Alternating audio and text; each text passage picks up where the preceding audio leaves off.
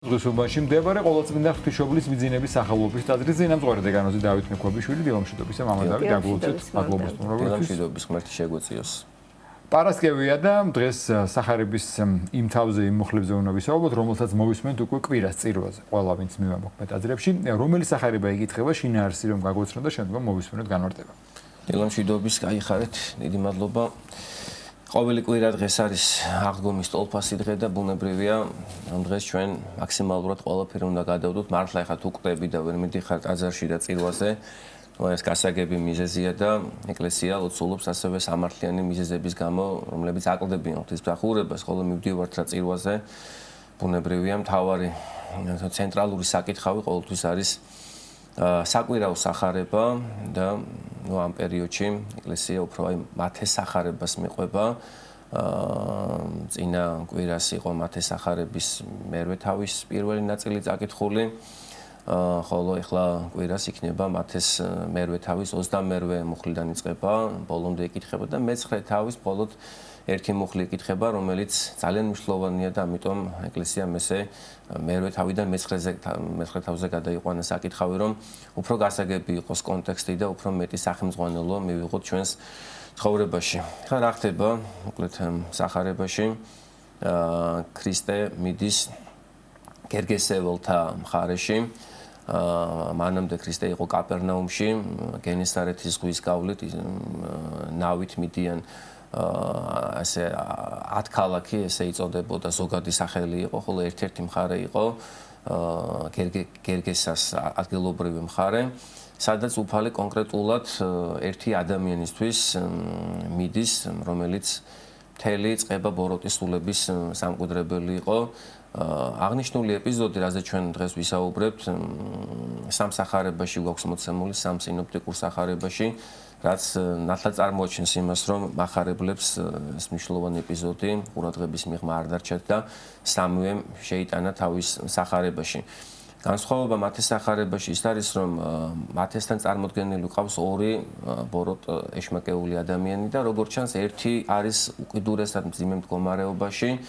ხოლო მეორე შედარებით, ასე ვთქვათ, ამგვარი სიმძიმის მატარებელი არ არის. და უფალი როგორც კი ხვდება მას, ესე იგი პიროვნება კი არ საუბრობს, არამედ მასში დაბუდებული ეს მთელი ლეგეონი წყება ბოროტის სულებისა და ესეთ რამეს ეტყვიან ქრისტეს, რომ რატომ მოხვედი ჩვენთან უწინარეს ჟამის და ტანჯვა ჩვენდა და რა საერთო გვაქვს ჩვენ შენთან. ბუნებრივია ბნელი და ნათელი ვერასდროს ვერ იქნებიან ერთად. ქრისტე ბელიართან, ასე ვთქვათ, როგორ შეიძლება ერთი არის ერთი მხარე, მეორე მხარე, კეთილი ძალა, ბოროტი ძალა და სწორედ ამას წარმოაჩენენ ეს ბოროტის სულები, რომლებიც ერთად არიან, ერთიანდებიან ადამიანთა სულების წარწმედის და ღმერთთან ურჩობის საქმეში, რითაც ძალიან ხშირად ჩვენ მაგალითიც უნდა ავიღოთ, ხომ ყველაფრისგან და ყველასგან შეიძლება რაღაცა ისწავლოთ და ხოთერს მამები ამბობენ, რომ ძალიან ხშირადო ბოროტებიც კი ვჯობიან ჩვენ, იმიტომ რომ ისინი ერთმანეთს არ ეჭხუბებიან, არ ეკიშბებიან, ერთად არიან და ერთი მიზნისთვის ერთიანდებიან და ჩვენ ადამიანები ძალიან ხშირად ერთმანეთს განვიკითხავთ, კლავთ და ვერ გავაგრძელოთ უსიყვარულობა უფრო და უფრო მატულობს გარემომცველ სამყაროში. და უფალი ეთქვის მას, აი მარკოზის სახარებაშია, ასე რომ უფალი ეთქვის რა არის სახელი შენიო და ეთქვის რომ ლეგეონ, რამე თუ მახარებელი დასენს, რომ მრავალი ბოროტი სული იყო მასში დამკვიდრებულიო და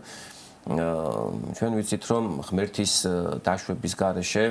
არაფერი არ ხდება, არის ერთი ღმერთის ნება, მეორე არის ღმერთის დაშვება. და სახარების სხვა ადგილას უფალი ამბობს, რომ როდესაც ადამიანი ცხოვრობს ღვთისნიერად და ღვთისნიერი ცხოვრების წესს დაუტევებს, ამის შემდგომ ეს ადამიანი უფრო მძიმე მდგომარეობაში ჩავარდება და წავაო ის ბოროტის სული, რომელიც მანამდე მკვიდრობდა ადამიანში, სანამ დაიწყებდა სულიერ ცხოვრებას და სხვა კიდევ უფრო უბოროტეს სულს მოიყვანს და დამკვიდრდება ამ ადამიანში და იქმნის უკანასკნელი უძვირეს პირველისაო და უფრო მეტად შეიძლება ამ მიმართულებით წავიყვანოთ ჩვენ თხრობა და განმარტება თუ რატომ აღმოჩნდა ეს ადამიანი ამგვარ მდგომარეობაში, რომ ესე იგი ჯაჭვებით კრავდნენ და ხეთქავდა ამ ჯაჭვებს, აფლავებზე ცხოვრობდა, ყველას ავნებდა ეს ეშმაკეული ძალა ქონდა, რომელთაც ავნებდა ადამიანებს და მასთან მიახლოვება არავის არ შეეძლო და ეს იყო გამოკვეთილად მცხოვრები ადამიანი, რომელიც გარიყული იყო მცხოვრებიდან და რა თქმა უნდა ის თავის თავს ვეღარ შველი და იყო კვეთებული. სხვათა შორის ძალიან პოპულარული გახდა ამ ბოლოს კვეთებულის ლოცვა, განსვენებული მამა აკაკი იყო ამისი, ასე ვთქვათ, ამსრულებელი და ჩვენ ხედავდით, რომ იქ ძალიან ხშირად, რა თქმა უნდა, ეხლა ძალიან ბევრ ადამიანს ბევრს არა, მაგრამ არიან ისეთი ადამიანები, რომელთაც ჭირდებათ ეს მსახურება და ეს ლოცვა, მაგრამ ისეთი ადამიანებიც მიდიოდნენ, რომელთაც რეალურად არ ჭირდებათ, იმიტომ რომ შენ უნდა ილოცო, ახსარება ჩააბარო, სახარება იკითხო და ამ ყველაფრის გაკეთების უნარი გაქვს შენ, უბრალოდ მოინდომე და გააკეთე. აი ეს ნამდვილად კვეთებული იყო ეს სახარებაში მოხსენებული პიროვნება, რომელიც როგორც ვთქვით, აი ვერაფერს ვეღარ აკეთებდა, უკვე მთლიანად იყო გარემოცული ბოროტის მიერ და როდესაც ის საუბრობდა, თვითონ კი არ საუბრობდა, არამედ მასში დაბუდებული ეს ბოროტი და უფალმა, ესე იგი, უფალს ხომ ყველა უყვარს, უფალი ხომ ყველაზე ზრუნავს და ცოტა გაუგებარი ხა რაც უფალმა გააკეთა, ხომ ჩვენი გაგებით, რომ ესე იგი არის კაპერნაუმში უამრავი ხალხის გარემოცვაში, ძირითადად, რა თქმა უნდა, მისი გარემოცვა სიყვარულს გამოხატავდა მის მიმართ და უფალი ტოვებს ამ გარემოცვას, მიდის, ისე იგი შედის გენესარეთის ზღვაში, სადაც იქ ქარიშხალი ამოვარდება და ნუ ძალკე ისტორია. მოდის და აქ ხვდება ამ ადამიანს, გარკვეული მერე გაგრძელება მოყვება ამას, რასაც ჩვენ ვისაუბრებთ და მერე ისევ ბრუნდება თავის ქალაქშიო, წერს მახარებელი კაპერნაუმში და უფალი ტოვებს იმ 99 ზღვარს და მიდის ერთი ზღვრის მოსაძიებლად, როგორც ამბობს, ესეთი ადამიანები არიან აბრაამის შვილები, რომლებიც შეკრული არიან ბოროტის სულების მიერ და უფლის უპირველესი მოვალეობა არის, რა თქმა უნდა, ზრუნვა მათ გამოხსნაზე. და იქვე იყო მახარებელი ბრძანებს ღორების კოლტი ზოვარი და აქ ჩვენ უკვე გვაქვს უბადრუკი და საწყალობელი ვედრება ბოროტის სულებისა ქრისტეს მიმართ და ევედრებოდეს ეს ბოროტის სულები ქრისტეს, რომ უკვე თუ განგვასხამ ჩვენ გვიბრძანა რომ შევიდეთ აი ამ ღორებშიო და უფალმაც მისცა მათ ნებართვა. მოდი ესე ვთქვათ, შეისმინა მათი უბადრუკი და საწყალობელი ვედრების და ნება მისცა რომ შესულიყვნენ ღორებში და მეხსეულად ეს ღორები აირივნენ, აიშალნენ, კბოდე იყო, კლდე გადაიჩეხნენ კლდეში და ტბაში დაიხრჩნენ. და უფალმა მამები ამბობენ, რომ იმიტომ მისცა ბოროტსულებს ღორებში შესვლის უფლება, რომ ნათლად დასანახი ყოფილიყო ყველასთვის. თუ ისე იგი რა აქვთ მათ ჩანაფიქრს, თუ კი ღორებს ესეთი, ასე ვთქვათ, რამ დააწიეს, რომ ისე იგი მოსყვიდეს და მოკლეს ყველა, ბოლომდე რომ მიიღონ ნებართვა ღვთისაგან დაშვება ჩვენზე, გაგვანადგურებენ, მათი მიზანი სწორედ ეს არის, რომ ჩვენ როგორც ფიზიკურად, ასევე სულიერად გაგვანადგურონ და თან აი ეს 10 ქალაქის რეგიონი, სადაც უფალი იმყოფებოდა ამ პერიოდში, ну, ესე პოლიტიკურად და სულიერად უკვე თითქმის აღარ წარმოადგენდა ისრაელის, ესე ვთქვათ, გამგებლობის ტერიტორიას, მაგრამ რა თქმა უნდა, ეს ისტორიული მიწა-წყალი, რაც არის იგივე დავით მეფის დროს, სოლომონის დროს, რაც შედიოდა ისრაელის სამფლობელოში, უფალიც ესე თulis, რომ ეს ისრაელის ტერიტორია მიდის იქ და ესე იგი იქ აღასრულებს უფალი აი ამ კურნებას. ეხლა კიდევ ერთი საგულისხმო რამ, რაც არის, ესე იგი, რასაც ამბობენ მამები, რომ ესე იგი ეს თვალსაჩინო იყოს ყველასთვის ეს ქმედება და ეს ეპიზოდი, გამოდიან რა ეს ბოროტის სულები ამ ადამიანები შედიან ღორებში, მერე იქვე იყვნენ მწყემსები, რომლებიც აკვირდებოდნენ აი ამ პროცესებს, ესენი უბრალოდ მწყემსები იყვნენ, მიდიან ისინი ადგილობრივ ცხოვრებლებთან და იწყებენ აი ამ ინფორმაციის გავრცელებას, რომ მოვიდა ნუ რაღაც პიროვნება, რომელმაც ესე იგი ეშმაკეული ადამიანი გაათავისუფლა ბოროტის მძლავრებისაგან და მთელი ქალაქი, მთელი სოფელი გამოვიდა ქრისტესთან შესახვედრად და ეს ესე იგი რომ დაინახეს, რომ ერთის მხრივ აქეთ მჯდომარე ადამიანი, გონიერი, შემოსილი, ხოლო მეორეს მხრივ მათი მთავარი სარეწავი რაც იყო, ღორების ეს ბიზნესი, და ესე იგი მათ ებრაული რჯულის მიხედვით არ შეეძლოთ ხორების ყოლა, ამაზე მინდოდა ძალიან საუბარი. რომ ამის გამოც დაუშვა უფალმა ღორების დაღუპვა, რომ ერთგვარად მოსეს რჯულის დარღვევა იყო, კი წარმართული ტომებით იყო დასახლებული ეს რეგიონი, მაგრამ მაინც ცხოვრობდნენ ებრაელები და გარკვეული სტომა ჰქონდათ მოსეს რჯულზე, მაგრამ მთლიანად იყვნენ გამიწიერებულები ეს ადამიანები და ერთადერთი რაც მათ ჰქონდათ საზრუნავი ეს იყო მატერიალური კეთილდღეობა, ჭამასმა და დავიწყებული ქონდათ სულიერი ღირებულებები და ამიტომაც გარკვეულწილად არჩევანის წინაშე აყენებს ამ ადამიანებს უფალი რომ აი დაინახონ ერთის მხრივ ადამიანი რომელიც დიდად იტანჯებოდა და ბოროტის სულების სამკვდრებელი იყო, ხოლო მეორეს მხრივ აქეთ აი ეს ხორები და აი აქ ჩვენ ხვდება, ესე იგი მეორე უბადრუკი ლოცვა პირველ შემთხვევაში ჩვენ ეშმაკების უბადრუკი ვედრება წარმოვთქვით, თუმცა ისინი ნებართვას იღებენ ქრისტესგან, რომ ხორებში შევიდნენ და მათ ხორებში შესვლის უფლებაც არ აქვთ ღვთის დაშვების გარეშე, სხვათა შორის ნათლობის ლოცვაში არის ეს ჩართული, როდესაც ჩვენ ნათლავთ ადამიანებს, რომელთაც რწმენა აქვთ და უნდათ რომ ქრისტიანები გახდნენ და ეს პირდაპირ შეფუცებები მიმართული არის ადამიანში დაბუდებული ყოველგვარი ბოროტი ძალისკენ და ესეთი სიტყვები ითქმის რომ აი ღორებში შესვლის უფლებაც არ გაქვთ თქვენ ღვთის დაშვების გარეშე და ღვთელი პირდაპირ ესე შეფუცებას აკეთებს და ქრისტეს სახელით უბრძანებს ადამიანში დაბუდებულ ბოროტებას რომ გავიდეს მისგან და წარვიდეს უკაცრიელ ადგილას და ამ შემთხვევაში უკვე ჩვენ ადამიანები წარმოგვიდგებიან უბადრუკად მლოცველები, მათ ვერ დაიტიეს მატერიალური სარალი და ქრისტეს ევედრებიან რომ წარვიდეს მათი საზღვრებიდან და ძალიან ხშირად შეიძლება პარალელი გავავლოთ ჩვენს თანამედროვე ცხოვრებასთან ადამიანებმა დაიწყეს ეკლესიური ცხოვრება და ნუ რაღაც მატერიალური სარალი განიცადეს ახლობელი ადამიანი გარდაეცვალათ და ამის შემდგომ შეწყვიტეს სულიერი ცხოვრება ამას წინათ ერთ-ერთმა ადამიანმა რამდენიმე ჯვარი მომცა ერთ-ერთ კლინიკაში მუშაობს დაცვაში და ხა კლინიკაში ძალიან ისეთი ხო ადამიანები არიან რომლებიც ხშირად სიცოცხლის პირას არიან და ბევრი ადამიანის გარდაცვალება ხდება სამწუხარო დღეს ბევრი მიზეზი არსებობს ამისთვის და ჩვენ ძალიან ხშირად კონკრეტული სათხოვარი გვაქვს ღვთის მიმართ რომ ადამიანს თქვათ შეუნარჩუნდეს ფიზიკური სიცოცხლე მაგრამ ღმერთისთვის მთავარი არის რომ ადამიანი სულიერად გადარჩეს და ის ფიზიკური სიცოცხლეც საყოველთაო აღდგომის ჟამს ბუნებრივია, სადაც სული იქნება, სხეულიც იქ იქნება და ხშირად არ ხდება ჩვენი ლოცვის შესმენა და ადამიანები ყვდებიან, ფიზიკურ სიკვდილს განიცდიან და ამ დროს ძალიან ხშირია შემთხვევა, რომ ბრკოლდებიან ადამიანები ღმერთზე და ჯვარს იხსნიან გულიდან და ეს რა თქმა უნდა არასწორი არის. ღმერთს ძალიან უყვარვართ და ყველაფერი რაც ხდება ჩვენი სულიერი სარგებლობისთვის ხდება და ღმერთს მაშინ მიყავს ადამიანი, როცა ის ყველაზე მეტად მზად არის და ბუნებრივია ჩვენ გაგებით უნდა მოვეკიდოთ აი ამ ყოველივეს და უნდა დავიჯეროთ რომ ღმერთს ძალიან უყვარვართ. ეხლა რაც შეეხება აი ამ მოვლენის გაგრძელებას, რომ ისე იგი უფალს ეუბნებიან რომ წადი ჩვენი საზღვრებიდან და უფალიც არ ძალმომრეობს ჩვენს თავისუფალ ნებაზე ამ მომენტში მე როცა არ ვარ მზად ღმერთის მისაღებად და ღმერთს ვარს ვეუბნები მე არ მინდა სულიერი, მინდა მატერიალური მიწიერი მშვიდობა, მინდა მატერიალური კეთილდღეობა, მინდა ანუ ღმერთისგან მოცემული სიკეთეები მინდა, მაგრამ ღმერთი არ მინდა, ღმერთს ვარს ვეუბნები, ღმერთი უკვე აღარ შემოდის ძალით ჩემს გულში, ჩემს სახლში, ჩემს ქალაქში, ჯდება ნავში და მიდის სხვა მიმართულებით. თუმცა აუცილებლად უნდა ვთქვათ ის, რომ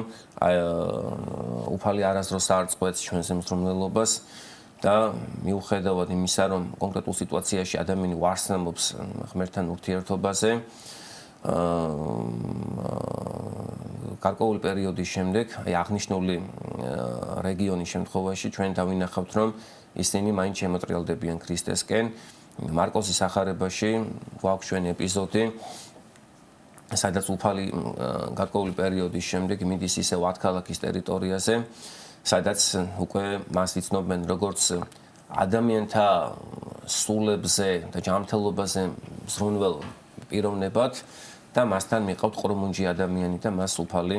განკურნავს და ამის შემდგომ ისე იგი მრავალი ადამიანი გაყვება ქრისტეს მარკოზის სახარებაში არის ეს ყველაფერი მოცემული და 3 დღის განმავლობაში ისინი ისმენენ მის გადაგებას და ამას მოყვება უდიდესი სასწაული უფალი იტყვის რომ 3 დღე არის ისინი მელიან მე არაფერი არ აქვთ რომ ჭამონ განტევება იმათი უზმათაი არ ამნებავს და 7 პურით 7 თევზით და 2 პურით უბრალოდ 7 პურით და 2 თევზით უფალი აღასრულებს უდიდეს სასწაულს 4000 ადამიანს დააპურებს და კიდევ დარჩება 7-ის ფვირიდი კალათი ისე კი საოცრითა წარმოჩნდა ის რომ იმ მომენტში ესე იგი ვერ მიიღეს მაგრამ შემდგომში უფალი ბრუნდება და ისინი ღებულობენ და კიდევ ერთი რამ არის აქ აი ეს განკურნებული ადამიანი გათავისუფლებული ესე იგი ბოროტის სლავრებისაგან რა თქმა უნდა გადაწყვიტავს რომ გაყვეს ქრისტეს ითხოვს მისგან ნებართვას რომ მასთან ერთად გააგრძელოს მოძრაობა მაგრამ უფალი ეტყვის მას რომ წადი და დაიწყე ქადაგება შენიანებში ესე იგი მათ ხომ ვარ ითქვეს გერგესეველებმა უფლის მიღებაზე მაგრამ ეს ადამიანი რჩებოდა ცოცხალ მაგალითად თუ როგორ უყვარს უფალს კონკრეტულად ადამიანი და უფალი ნაკლებად ზრუნავს ჩვენს სიმდიდრეზე მატერიალურზე პირიქით ძალიან ხშირად უფალი გვაშორებს იმ მატერიალურს რომ ჩვენ სულიერად გამოფხიზლდეთ და ამანაც განაპირობა ის რომ აი შემდგომში უკვე აგენ მრავალი მიმდევარი შეიძინა ქრისტემ მათგლობრივ მხარეში ასე რომ აი ეს ესე იგი უფლის კი და უფლის არაც ყოველთვის ადამიანთა სულების აღორძინებისთვის და სულიერი ფერისვალებისთვის არის ყოველთვის ღვთისგან მოცემული და ღვთისგან დაშვებული და მადლობა ღმერთს რომ ესე ზრუნავს ჩვენზე ჩვენც ალბათ ძალიან ხშირად ჩვენი არასწორი ცხოვრების შედეგად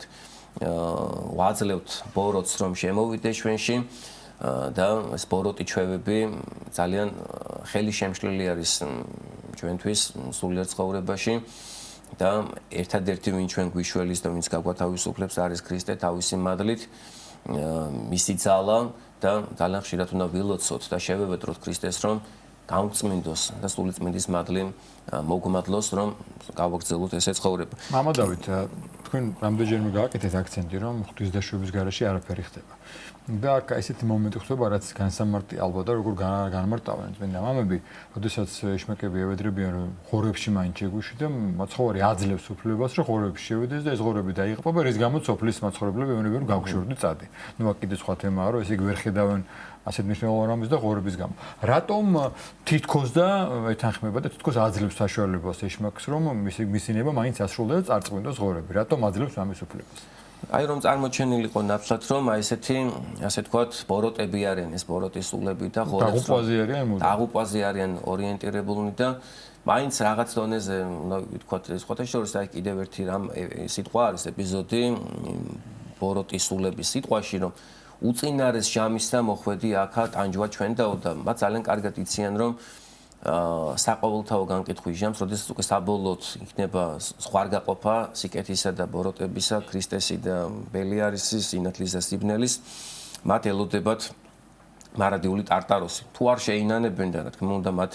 მამები ამბობენ რომ არ სურთ და არ შეინანებენ. წინასწარმეტყველებას აკეთებენ მამები და სხვათა შორის ბიბლიიდან გამომდინარე რომ ისინი არ შეინანებენ და ნუ საბოლოო იქნება მათი წარწმენა. ეს სხვათა შორის ძალიან ხშირად კითხულობენ ამას რომ რა ეშველებათ. ეხლა ანუ ღმერთმა ხო შექმნა ეს კეთილი ანგელოზები, მოხდა ისეთი რამ ურჩობის გამო, თვითნებობის გამო, რომ არ მოინდომეს იერარქიაში მყოფობა, ისინი გამოვიდნენ ამ იერარქიული წყობიდან, როგორც ფსალმოში წერია, რომელთა განიშორნეს თავისთვის შენგან იგენი წარწმდენო და გადაიქცნენ ბორო ძალება და ღმერთს ხომ ისინიც უყვარს და ისინიც ებრალებად ეწყალება, მაგრამ ნუ არ ემორჩილებიან და ესეთი ცხოვრება აირჩიეს მათ, თვითნებური ცხოვრება და რა ეშველებათ მათ რომ ეს მარადიულ ტარტაროში და წვრიაში წავლენ და არ ვიცით, ნუ ბიბლიური მონაცემებით აღარ გრძელდება ეს თხრობა რა იქნება, მაგრამ შესაძლოა ღმერთმა რაღაცა მოიმოქმედოს, გააკეთოს, როგორც ჩვენთვის მაგალითად მოვიდა და თავი გაწირა. იქ მოციქული ამბობს, რომ აბრაამის შვილებიდან დაიწყო ღმერთმა გადარჩენა, ვისაც უნდა გადარჩენა და რწმენა და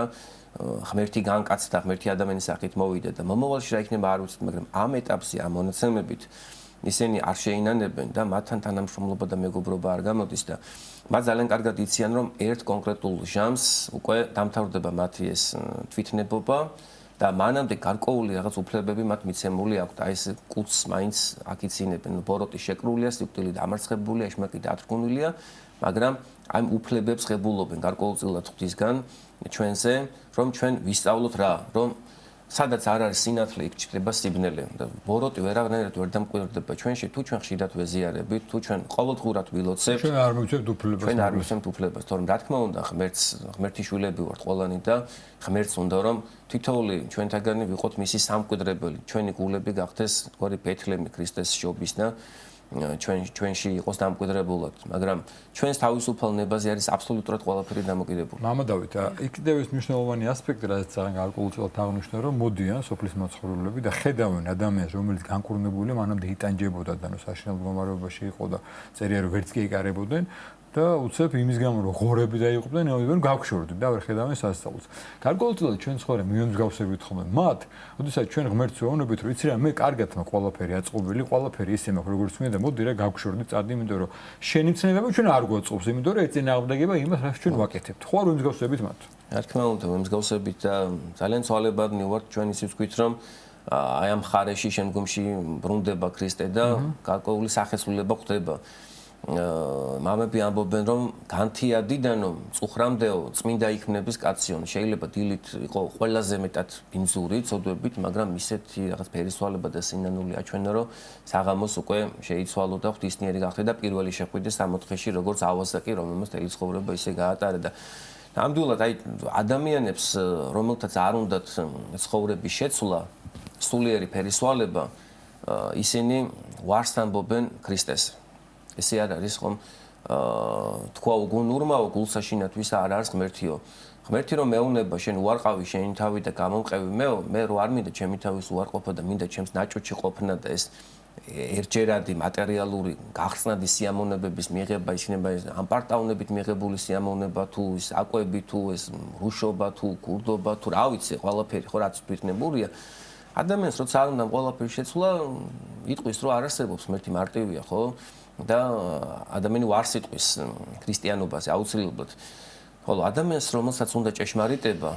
ის აუცილებლად მივა ჭეშმარიტებამდე და მე უკვე რომ მიხვალ ჭეშმარიტებამდე ჭეშმარიტება გეოვნება რომ თუ გინდა ჩემთან იყო იცხოვრე ჩემი მცნებების მიხედვით და მე მოგცემ შენ ქრისტე გვეუბნება მოგცემ თქვენ სიცოცხლეს მოგცემთ ბედნიერებას და მარადულ სასუფეველს აგვითქვამ ჩვენ უფალი და ყოველდღიურად ჩვენ გვაქვს გამოვლენებები რა თქმა უნდა როცა ჩვენ მომენტში გეუბნება რაღაც გული რომ ადექი და ილოცე და შენ არ ლოცულობ ხო ისე იგი შენ ამითი ეუბნები ქრისტეს რომ მოვიდა ქრისტე შენს გულთან დაგიკაკუნა როგორც დავითი წინასწარმეტყოლი ამბობს ეს ღმერთიდან ხდება ეს კეთილი ზრახვები როცა ადამიანს უჩნდება ღვთისმსახურების სურვილი და შენ ესე იგი რო არ იბრძოლებ რომ აი ამ ღვთის ხმას ხორჩესხმა მისე აზრი გეუბნება წადი ტაძარში დაესწარი ღვთისმსახურება ჩააბარე მიდი მოძღვართან ახსარება ჩააბარე ეზიარე აი თაროზე რომ გიდევს სახარება მიდი გადმოშალე წაიკითხე და შენ ამას უცებ რაღაც ტელეფონში რო შეხვალ ან ტელევიზორს ან რაღაცა მიწერ საქმეზე გადახვალ ალტერნატივას ეგრევე გამოგაძებინებს შენი დაცემული ბუნება აი ამ დროს ჩვენ ვარს ვეუბნებით ქრისტეს მაგრამ ქრისტე აგრძელებს თავის სიყვარულს თავის პედაგოგიკას და აგერ ავაზაკის კეთილგონიერი ავაზაკის შემთხვევაში რაც მოხდა დარწმუნებული ვარ მთელი თავის ცხოვრების განმავლობაში მისი დაბადებიდან უფალი მის გარშემო იყო და ყოველთვის ცდილობდა რომ ის მოექცია, მაგრამ თავის მიზანს უფალმა ბოლოში მაინც მიაღწია. ისეთი სიყვარული გამოავლინა ქრისტემ ჯვარზე რომ აი ამ ავაზაკის გულიც კი შეიცრა. აი ამ სიყვარულში მან ღმერთი დაინახა, რამე თუ ღმერთი სიყვარულია. ყველაფერი დამოკიდებულია ჩვენზე, გამომდინარე იქიდან რამდენად მივცემთ ჩვენს თავს იმის უფლებას, რომ ვიყოთ უფალთან. ამ თავისუფლება მოგვანიჭა უფალმა და ხშირ შემთხვევაში სამწუხაროდ არასწორად გვესმის ხოლმე თუ რას ნიშნავს ეს თავისუფლება და ხშირ შემთხვევაში სწორედ წუხარების ჟამს მივაკითხავთ ხოლმე უფალს და მადლიერება გვავიწყდება, როდესაც მთელი ცხოვრების განმავლობაში ჩვენთან ერთად არის და ცდილობს რომ არ დავეცეთ. ამაზეც რომ ვისაუბროთ, მამა და დავით ორი სიტყვით და დაასრულოს. ასევე ადამიანს აქვს რა თავისუფალი ნება ადამიანს ცდილობს რომ გამოიყენოს ბუნებრივი ეს თავისუფალი ნება და ამითი ადამიანობს ადამიანი და გარკვეული პერიოდის შემდეგ თუ რა თქმა უნდა ეს თავისუფალი ნება ეხა ღვთისგან არის მიმართული რაც მალე შეუდგება ადამიანი ქრისტეს მისთვის არის კარგი პავლე მოციქული ამბობს რომ ყოველთავე შესწოდესო და დაკლებულ არიან დიდების ეგან ღვთისთავე ეს სოდვების არასწორი ესე იგი გზაზე მავალობა ისევ ჩვენთვის არის თუნდაც ჩვენ გვასვამს დახს და სადაც პირობითად უნდა ყოფილიყავით იქ ზევით მე და თუნდაც ამ ცხოვრებაში თანა მოდასე და თანა მოღვაწე წმინდანების ღვთისმშობლის შენ აკლდები ამ სულიერ მადლს და სულიერ ცხოვრებას მაგრამ ღმერთისთვის თავად ჩვენ გადავრჩეთ და ეხა იქ რომ შევალთ მე სასუფეველში ეხა იქ ვარსკვლავს როგორც მაწო ისე იქნება იქეთო პავლე მოციქული ამბობს და თავად გადავრჩეთ და აი ესე რომ ზოგის მოქცევა ხდება თქვათ ადრეულ ასაკში ეს წმინდანების შემთხვევაში სალახშეთ იყო ბავშვობიდან ისინი შეუდგებოდნენ ქრისტეს მაგრამ ასევე წმინდანების შემთხვევაც გვაქვს ჩვენ რომ ისე იგი ისინი ბოლო პერიოდში უერთდებოდნენ ქრისტეს და ადამიანის თავისუფალი ნებიდან გამომდინარე რამდენადაც ის მიდრეკილია მორჩილებისკენ რბილი არის მისი ბუნება და მიმღები არის ყოველფრის რაც ღმერთიდან მოდის იმდენად მალე ხდება მისი მოქცევა თორე ღმერთისთვის უმარტივესია ყველაფერი შეუძლია წამერა დაგვაპროგრამოს ყველა მაგრამ ღმერთს უნდა რომ ჩვენ თავი შევიმეცნო და შევიგნოთ რა არის სიბოროტე და რა არის სიკეთე და რა არის ჯოჯოხეთი და რა არის ღმერთთან ყოფობა დიდი მადლობა მამა დავით ზღუსობაში მდებარე ყოვლადწმინდა ღვთისმშობლის მიძინების სახელობის ტაძრის წინამძღვარი დეკანოზი დავით მექვაბიშვილი გვესაუბრებდა